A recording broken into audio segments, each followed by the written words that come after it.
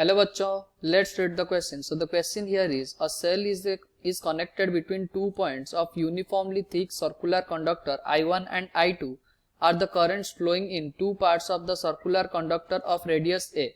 The magnetic field at the center of the loop. Okay, क्या बोला गया है, हमारे पास एक सर्कुलर कंडक्टर है जिसमें हम सेल फीड कर दिए, कनेक्ट कर दिए, और ऊपर वाला मान लो हिस्से में I1 फ्लो कर रहा है और नीचे वाले में I2 फ्लो कर रहा है. हमें सेंटर ऑफ द लूप में कितना magnetic field, net magnetic field है वो बताना है.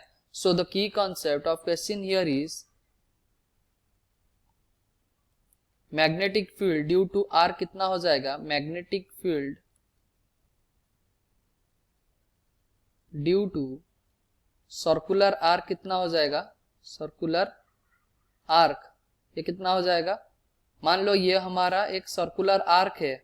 ओके, ये हमारा एक सर्कुलर आर्क है, इसमें रेडियस कितना है आर. ओके, ये हमारा रेडियस आर है और इस पॉइंट के अबाउट अगर हम मैग्नेटिक फील्ड फाइंड कर रहे हैं V equals to mu naught I upon 4 pi R into theta. Theta क्या है, ये वाला एंगल जो सबटेंड कर रहा है. ओके, सो अगर हम इसमें देखें, हमें क्वेश्चन क्या बोला गया है, हमारे पास एक ऐसे सर्कुलर लूप है.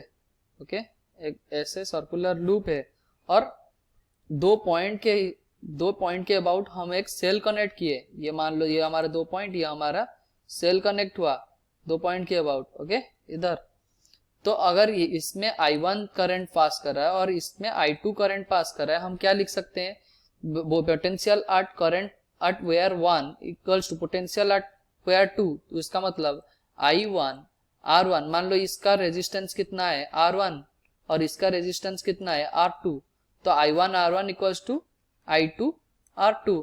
इसका मतलब हम क्या लिख सकते हैं, I1 into rho into L1 upon A. इधर एक ही वेयर है, उसका मतलब उसका रेजिस्टिविटी ऑफ और area of cross section change नहीं करेगा. Rho I1 into rho into L1 upon A equals to I2 into rho into L2 upon A. इन दोनों में बीच में अगर देखे I1 into L1 equals to I2 into L2, ये हमारा आ गया. ओके, अगर इसमें देखे B, ये हमारा सेंटर है और ये कितना है, और मान लो हमारा ये θ1 सबटेंड कर रहा है एंगल और ये θ2 सबटेंड कर रहा है, तो मैग्नेटिक फील्ड ड्यू टू θ1 कितना हो जाएगा, nu naught I1 upon 4 pi r into θ1. Theta को हम क्या लिख सकते हैं, theta equals to L upon R. इसका मतलब nu naught I1 into L1 upon 4 pi R square. Okay, B due to θ2 क्या हो सकता है, nu naught I2 into θ2 upon 4 pi R. इसका मतलब हम ये भी लिख सकते हैं nu naught I2 into L2 upon 4 pi R square.